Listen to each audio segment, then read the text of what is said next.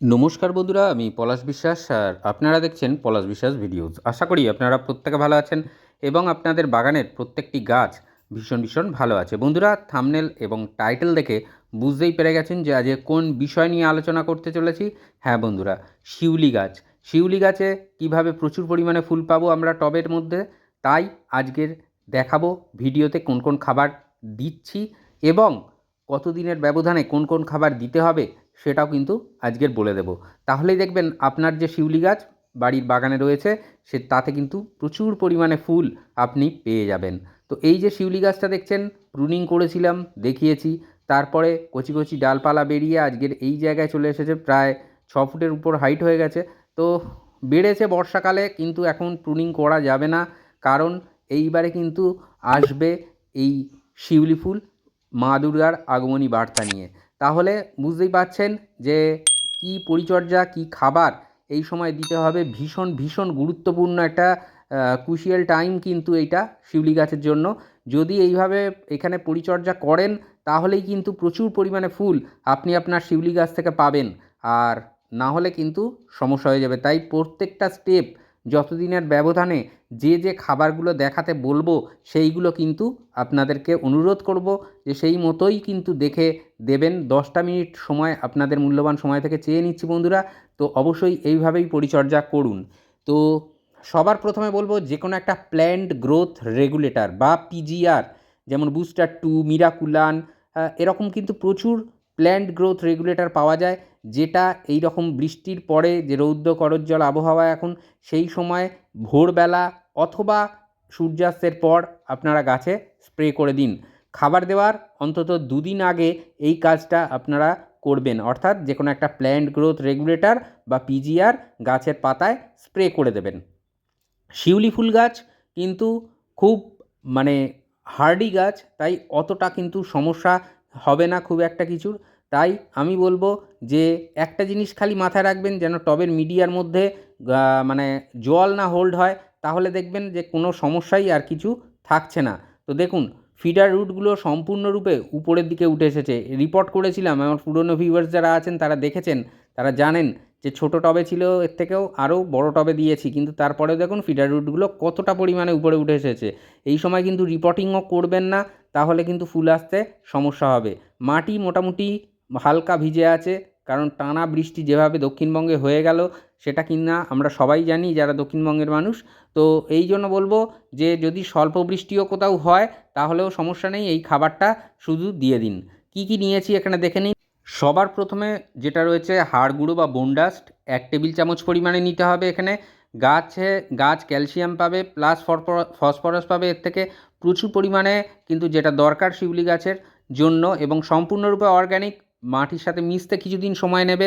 এখানে জৈব এবং রাসায়নিকের মিশ্রণ দেখিয়েছি খাবারে, তাহলে কিন্তু গাছ দুর্দান্তভাবে সেটা গ্রহণ করবে। এটা ম্যাগনেসিয়াম সালফেট বা এপসাম সল্ট, 1 চা চামচ, বা আইসক্রিমের খাওয়ার জন্য যে চামচ ব্যবহার করা হয় সেই চামচের 1 চামচ। এটা নিমখোল, টেবিল চামচের 1 টেবিল চামচ নিতে হবে নিমখোল, কারণ এই সময় শুঁয়োপোকার একটা আক্রমণ দেখা যায়, তো সেই জন্য রক্ষা করবে সেটাকে। আর এটা হচ্ছে হর্নমিল বা শিং চাঁচা বা শিং কুচি, এটা 1 টেবিল চামচ নিতে হবে।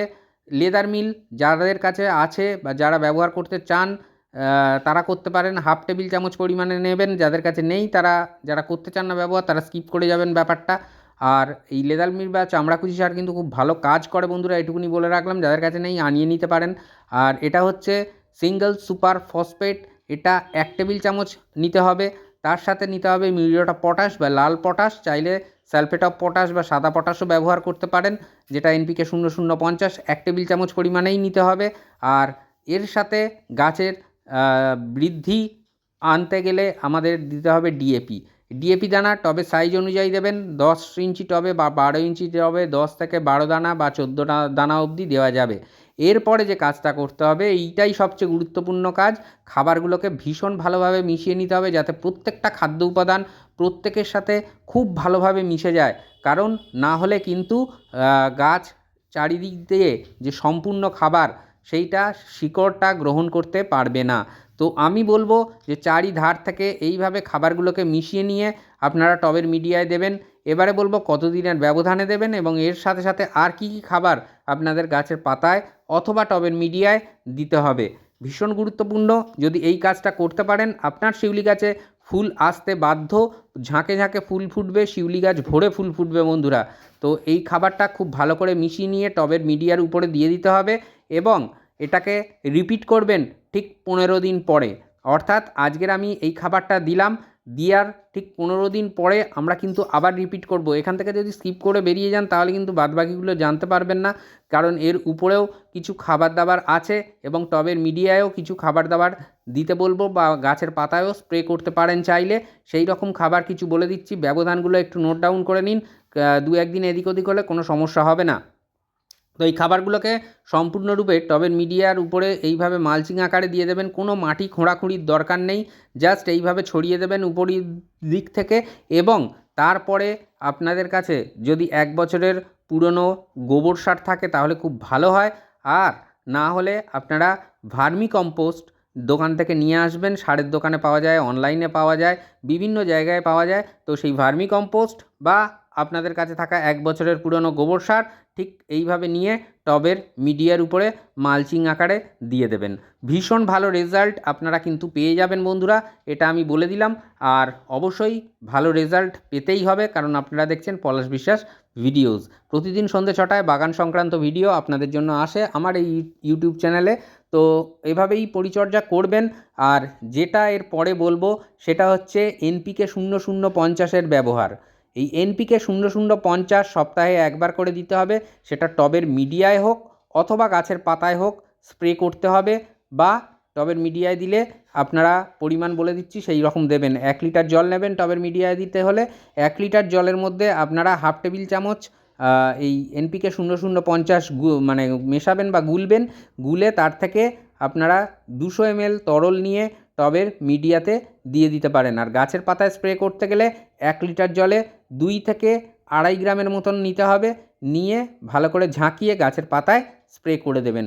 এবং এই NPK 0050 সপ্তাহে একবার করে এভাবেই শিউলি গাছে ব্যবহার করুন। টবেও গাছ করতে গেলে একটু পরিচর্যা তো নিতেই হবে, কারণ সীমিত জায়গা, ছোট্ট শিকড়, ছোট জায়গার মধ্যে শিকড় আবদ্ধ হয়ে থাকে। তো সেই জন্য খাবার আমাদের বাইরে থেকে প্রদান করতে হবে। যদি জমিতে গাছ থাকতো এত কিছুর প্রয়োজন পড়তো না। তো যতদূর ইচ্ছা মাটির তলায় শিকড় চালিয়ে গাছ কিন্তু তাদের খাদ্য যেটা যখন দরকার ঠিক পেয়ে যেত। তো আমি যেটা বলবো যে গাছটিকে ফুল সানলাইটে রাখুন, যেখানে সূর্যালোক পড়ে সর্বোচ্চ সময় ধরে। এখন সেই স্থানে আপনার শিউলি গাছটিকে ঠাঁই দিন, তাহলে দেখবেন প্রত্যেকটা ডাল অজস্র শিউলি ফুলে ভরিয়ে দিচ্ছে।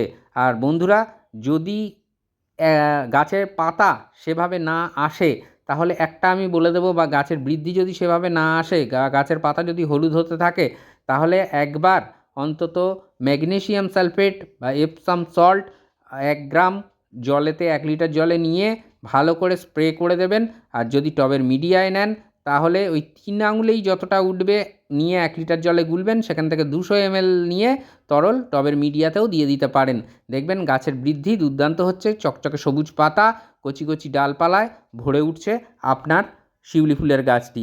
আর এরপরে একটা জিনিস স্প্রে আকারে দিতে বলবো, যেটা কিনা প্রত্যেকটা গাছের দরকার। অর্থাৎ আমরা বাইরে থেকে নাইট্রোজেন, ফসফেট, পটাশ এই জাতীয় খাবার দিই, অর্থাৎ NPK জাতীয় খাবার ম্যাক্সিমাম দিয়ে থাকি, কিন্তু গাছের কিন্তু মাইক্রোনিউট্রিয়েন্টেরও প্রয়োজন আছে। যে কোনো মাইক্রোনিউট্রিয়েন্ট হতে পারে, সিভিড বেস ফার্টিলাইজার হলে খুবই ভালো। আমি বায়োটেক্স ব্যবহার করি বলে এটা দেখাচ্ছি, বিজ্ঞাপন করছি না। আপনারা চাইলে সাগরিকা ব্যবহার করতে পারেন, all in gold super, বায়োভিটা x, অথবা আপনারা ব্যবহার করতে পারেন অ্যাগ্রোমিন গোল্ড, অ্যাগ্রোমিন ম্যাক্স। এরকম প্রচুর মাইক্রোনিউট্রিয়েন্ট মার্কেটে রয়েছে, যেটা কিনা আপনারা এই শিউলি ফুল গাছের পাতায় স্প্রে করে দিতে পারেন। এবং এটা মাসে 2 বার আপনাদের স্প্রে করতে হবে 15 দিন ছাড়া ছাড়া। দুর্দান্ত রেজাল্ট আপনারা কিন্তু পেয়ে যাবেন। তাহলে দেখবেন সম্পূর্ণ হবে আপনার শিউলি ফুল গাছের পরিচর্যা এবং অজস্র ফুলে আপনার বাগানের শিউলি ফুল গাছটি ভরে উঠবে কিছুদিনের মধ্যেই। তো এভাবেই পরিচর্যা করুন। আর অবশ্যই দেখতে থাকুন পলাশ বিশ্বাস ভিডিওস, আর শেয়ার করার অনুরোধ রইল সকল বাগানপ্রেমী বন্ধুদের মাঝে, যাতে সবাই সহজে সুন্দরভাবে বাগান আমরা করতে পারি এবং গাছ ভরে ভরে ফুল ফল সবজি পেতে পারি। তো আজকের মতো এ পর্যন্তই বন্ধুরা, আবার আসছি আগামীকাল ঠিক সন্ধ্যে 6টায় নতুন কোনো গাছের পরিচর্যা বিষয়ক ভিডিও নিয়ে। ততক্ষণ সকলে সুস্থ থাকুন, ভালো থাকুন আর প্রচুর পরিমাণে গাছ লাগানোর পাশাপাশি দেখতে থাকুন পলাশ বিশ্বাস ভিডিওস। মন থাক চিরসবুজ, পৃথিবী হোক সবুজময়। খুব ভালো থাকুন সকলে। হ্যাপি গার্ডেনিং বন্ধুরা, নমস্কার।